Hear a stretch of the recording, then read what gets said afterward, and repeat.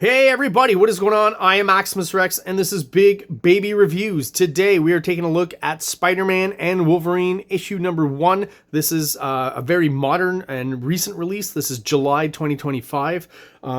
As you know from checking out the channel, you know that most of the stuff I review is from the 90s, so this is kind of an anomaly. I've done this kind of stuff in the past, mostly with just artists that I appreciate who are still working today. I'll take a look at their modern stuff. Recently, I looked at Wolverine Revenge and finished up that mini series, or at least the first kind of storyline that was featuring Greg Capullo art.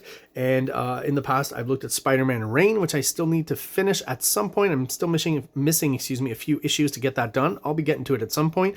But I was lucky enough in between to find out that KAARE Andrews, one of my favorite kind of modern artists working today. He's been there for a while, obviously. He's a veteran at this point, but he did start later on than, you know, the typical artists that I enjoy from the 90s, like Greg Capullo, Todd McFarlane, and that whole bunch. But someone that I really appreciate and that I find channels a bit of that 90s energy into his art, which is why I bought this issue. Now, I gotta say, okay, modern comics are fucking expensive. Jesus Christ. So $5 US comes out to $7 Canadian with tax and stuff. It's like almost $8 for a standard sized comic. Man, it's not, you know, we used to complain when comics would go up by a quarter back in the day, you know, us old men. And yeah, I clearly would not be collecting, you know, 5 to 7, you know, regular series in a month like I was when I was a kid.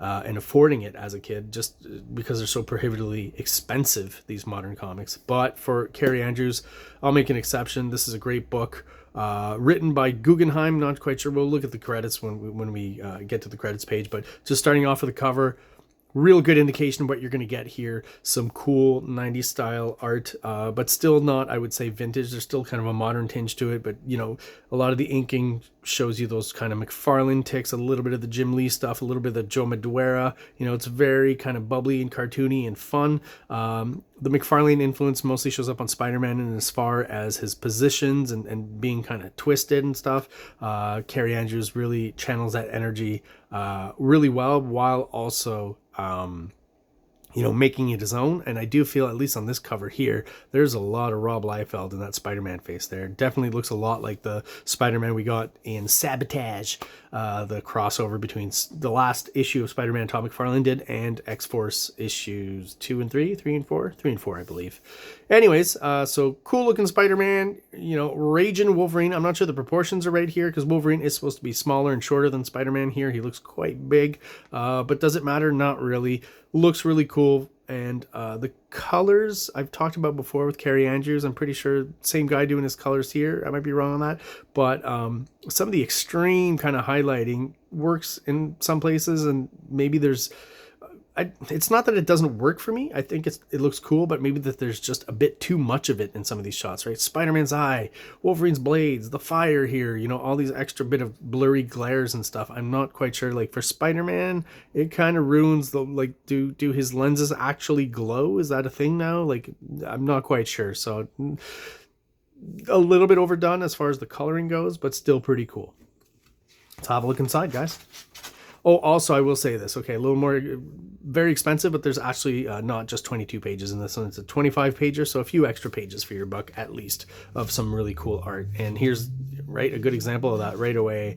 You know, the blacked out head with the teeth and the eyes looks really cool. But again, the coloring adds just a little bit of that glow, which, you know, why do Wolverine's eyes glow? Kind of weird. I like this light reflections on these cybernetic arms and stuff. I think those work really well. And again, I just find too many highlights like this to be a little bit distracting, I guess, you know. But what a great splash to get us started with some cool Wolverine action, killing a bunch of guys here. And of course, not that they use the comics code anymore, but we can get away with it, you know, because these guys are cyborgs, right? Not real living human beings. Wolverine rarely kills actual human beings, but he does destroy a lot of robots and aliens and things like that, right? Still kind of following some of the confines or the guidelines of the comics code without actually being subject to it. So basic storyline here, Wolverine meets up with this, as he's destroyed these guys, someone creeps up on him, someone he knows, Bill Branscombe. I'm assuming this is probably a new character, not someone who's I should know from the past. And basically what he's doing, and I like this, I will say, artistic-wise, like the build-up to seeing him and the hair on his face, and then one more shot, and finally we get to see his close-up and realize that he's kind of got a mangled face. I think is kind of a cool build. Screen tone, a lot of screen tone used by KAARE Andrews here, just like on Spider-Man Reign 2 and Reign 1, I think. Probably had it as well. And well done, I think, overall here for the shading. I think that works really well, and I like how they used it here in the water here to create kind of different contrasts and variations of the water. I think that works really well. I like this cool, this is kind of a 90s, is it a 90s thing? Maybe not, it's just a comic book thing, but that profile where it kind of fades into scenes from Wolverine's past, right? And of course, Wolverine remembering that, as he says here, you know, I did a lot of undercover work, stuff I'm not proud of, including for the Red Skull back when I was with Cesis. And this is kind of, I think, foreshadowing what we're going to see later in this issue as it relates to Peter Parker and his family lineage. So yeah, the character basically informing him that S.H.I.E.L.D. has fallen, right? But I guess from the Wolverine Revenge series, right? S.H.I.E.L.D. was destroyed early on in that one. Maybe it's connected to that. Is that the same writer? I don't know. Did I jump over the credits page? No, it's next.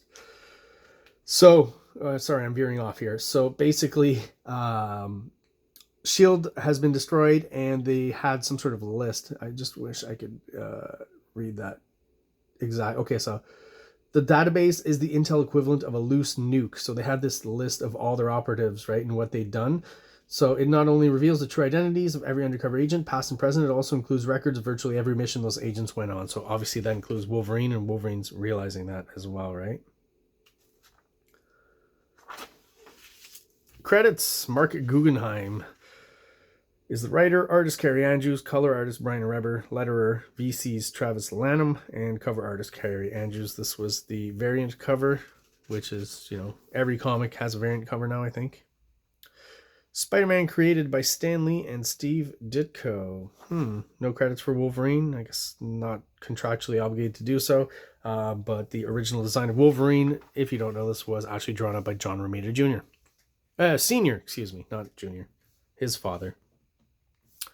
A great splash page here, which again I'm going to assume uses a little bit of photoreal and actual picture integration through Photoshop or some sort of, you know, digital media, Procreate, whatever, but then maybe drawn on top to add a little bit of texture that blends in better with the figure work. But I think it works really well here. And that's just such a great McFarlane-y shot of Spider-Man. I think it looks great.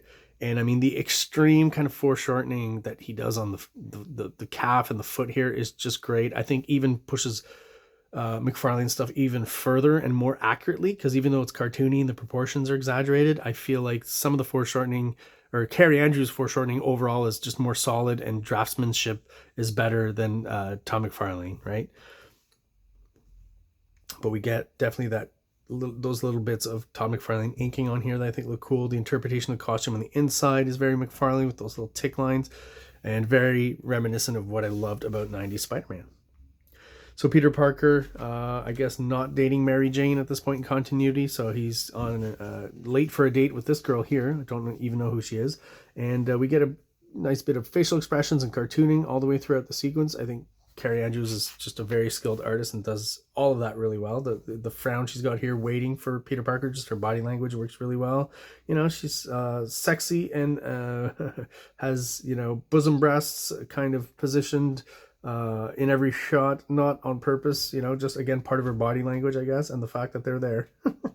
But those little touches, I mean, is what I'm trying to get at, is the way it's kind of pushed over the arm, and it's just really good drawing from KAARE Andrews and really good body language.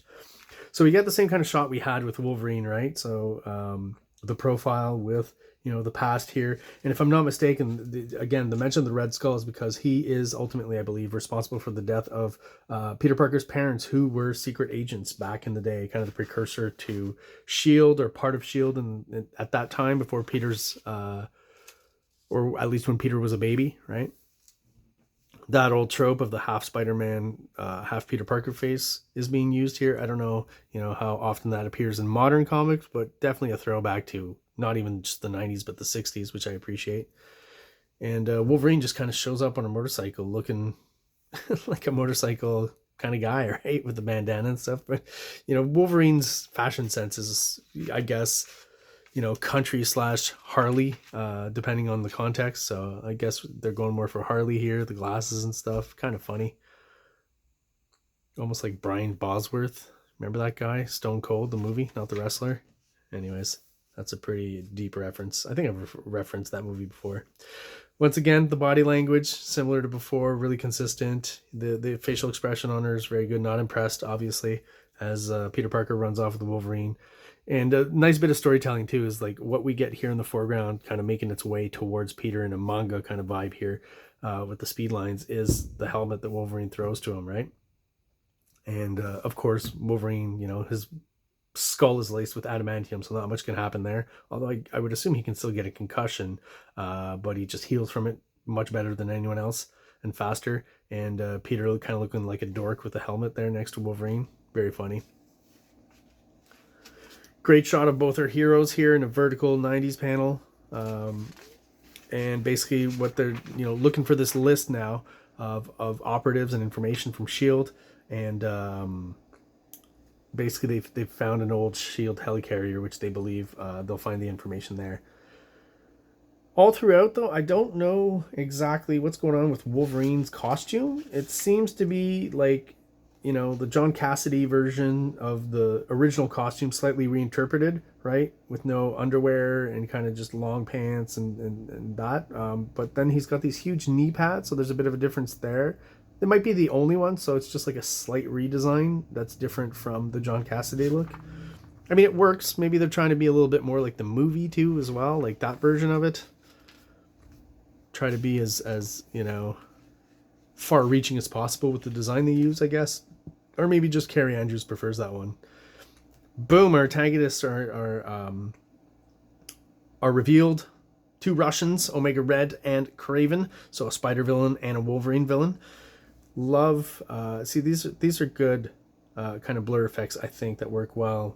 These are a bit much, but where Omega Red's tentacle is kind of moving towards us, right? Almost, slightly reminiscent of Dr. Octopus, of course. But just those coloring effects, I think, are subtle and work really well here.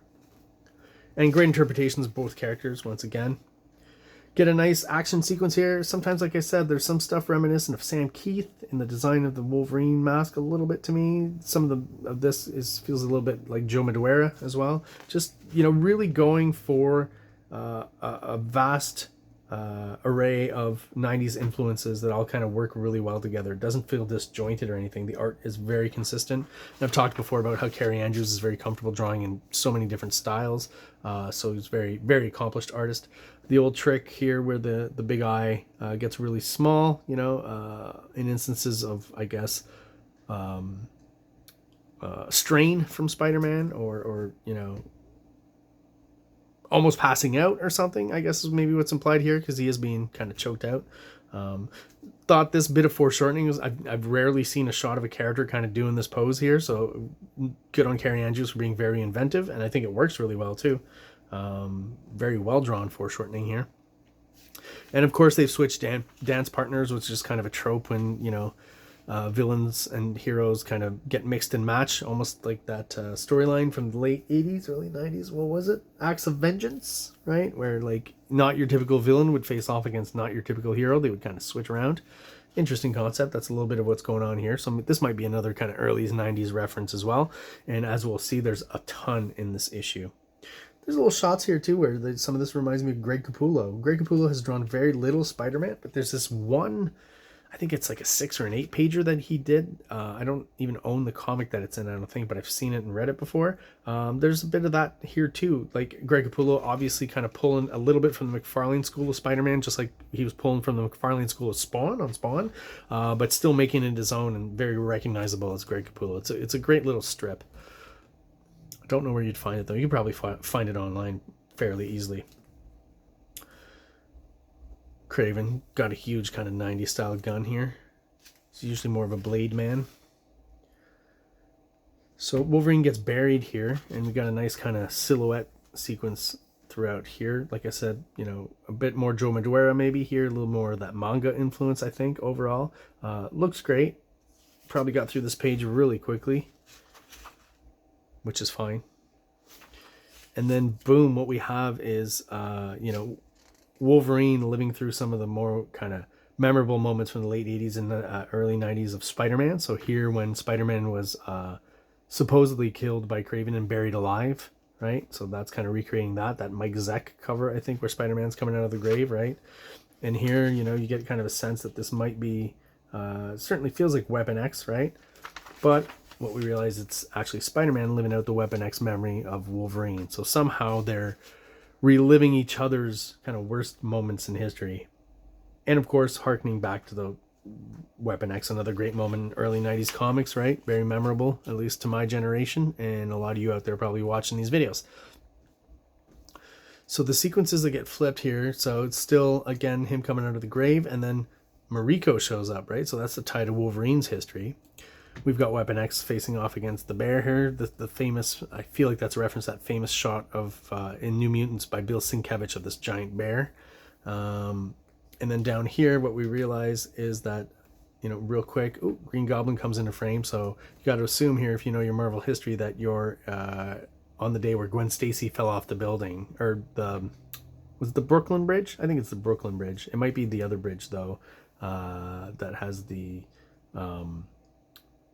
where Spider-Man and Green Goblin fought in the first Spider-Man movie. I forget the name of that bridge, but it goes to Ellis Island or something. I could be wrong there. Anyways, doesn't matter. This shot of the Green Goblin, really cool. Extreme foreshortening, you know, the big hand here, the small hand back here. All of that works really well. Very cartoony. A little bit of the McFarlane inking here that I love on the actual Batwing thing that he flies on as well. Very McFarlane-ish. And so, yeah, basically Wolverine's caught her. Too late, snap. Mariko's neck snaps just like Gwen Stacy's neck in that Spider-Man story. And that one's actually not even from the 80s, right? It's from the 70s. So I don't think, you know, we're being specific to any decade here. We're just going through the, you know, the real milestone moments of both characters. This would be a reference to the Wolverine miniseries by Frank Miller. Well, drawn by Frank Miller, written by Chris Claremont. And these moments, again, I'll point them all out. I feel like this is when Wolverine had his adamantium taken out by Magneto. The Steve Ditko issue, I think the last one he did, where Spider-Man is crushed under some machinery and is actually able to find the strength to lift it. Very memorable moment from the 60s. Wolverine being crucified. This is late 80s, I think. Not exactly 90s quite yet. This, to me, definitely resembles the moment where Venom and Spider-Man fought, and Venom was trying again to bond with Spider-Man once more. Definitely some McFarlane era, as the teeth aren't quite as pointy and the tongue not quite as long, which really is Eric Larson who brought that in. So definitely, I think, yeah, reference to early on Venom appearances. Oh, the gun is there, the sonic gun that eventually vanquished Venom. So it's got to be issue 300. That would make sense. And then this one is when Wolverine actually died, at least for a while, where the molten adamantium was kind of poured over the top of his body. I forget what that series was called exactly. I read it. Do I own it? You know, I'll do reviews if I do. Death of Wolverine, I think is what it was called. It was drawn by Steve McNiven. Pretty cool series. Great shot of Kraven here. Love the cartooning. Love the textures, the beard, the kind of, again, that 90s style detailing. This panel I thought was a little weird because they added a screen tone over top of, well, not everything. The background is kind of just the colors, but the characters and the guns here, and I find it just kind of obscures it a little bit, and it's a little harder to see. It's not the end of the world, but they could have popped a lot more as opposed to that dark background there. So you got dark on dark, and it's just not quite reading as well as these other images on the page. Nice effect here, the lighting effect of all this white kind of reflection on Spider-Man. That works well. And of course, come to find that these were all just, you know, hallucinations, illusions created by, you know who he is, Mysterio. All this stuff here, just the pure McFarlane energy of the layering, you know, the detail, even the musculature I feel is reminiscent of McFarlane. This pose here, the hands, the spider hands, what a great shot. So Spider-Man finally is able to have access to the computer as Wolverine keeps fighting off Kraven and Omega Red. And that's why Wolverine brought him along in this issue. Is, you know, he's kind of a computer nerd. He's going to be able to access all this stuff. And he does. And he sees his parents' name here in the reflection in his eye, right? And looks up those files. And apparently they were videotaping all of this stuff. How... I guess kind of a storyline contrivance, I guess. Were drones following them along? Were people using cell phones? You know, this isn't a bit in the past, so I guess you could argue that S.H.I.E.L.D. has that technology, right? And they'd be the first to have that kind of constantly surveilling and videotaping everything kind of technology. Anyways, it's a comic. So, as it says here, Spider-Man's looking up how they died, and what he finds is a video of them flying on a plane, and oh, who's this character in the foreground here? We recognize him, right? And they do too, right? They realize someone's on the plane here, and this is how we know, obviously, that this is footage from that plane ride back in the day, right? With the lines across the screen and security cam A and all that kind of little bit of dressing there. Also, that even the colors here are a little bit faded as opposed to the rest of it, you know, of what's going on in the here and now. And yeah, definitely someone that we know ourselves. And even Peter Parker's Spider-Man's father says, "What the hell are you doing on this plane?" So he knows him as well. Wolverine says, "My job." And I guess what Spider-Man sees is Wolverine killing his parents, right? As referenced earlier on when, you know, Wolverine said that he had worked for the Red Skull. And right away, boom, Spider-Man's pretty pissed off and he claims, "I'm going to kill you." And that's where we end this issue here on that kind of cliffhanger. On this great splash page here, I see a little bit of the Kubert brothers in the depiction of the hair here and the hole in Wolverine's mask up here. A little bit of Joe Madureira in kind of the shape of Wolverine's head, I guess. A little bit manga kind of vibe to it. The cartoony hands, I think, are great. And Spider-Man looks right... Excuse me. Spider-Man looks right pissed off there. Good shot. Again, he's still got that Rob Liefeld kind of influenced head that just makes him look a little bit more angry, a little bit more 90s, a little bit more Deadpool, really, I guess. And that's where we leave it off at this for this issue. And until the next Spider-Man and Wolverine #2 review. So there you go, guys. That is the review for Spider-Man and Wolverine #1. If you're still watching and you're subscribed, thank you so much. I really do appreciate your support a lot. And if you are watching but you're not subscribed, please do so below. It only takes a quick second for you. It really helps the channel out.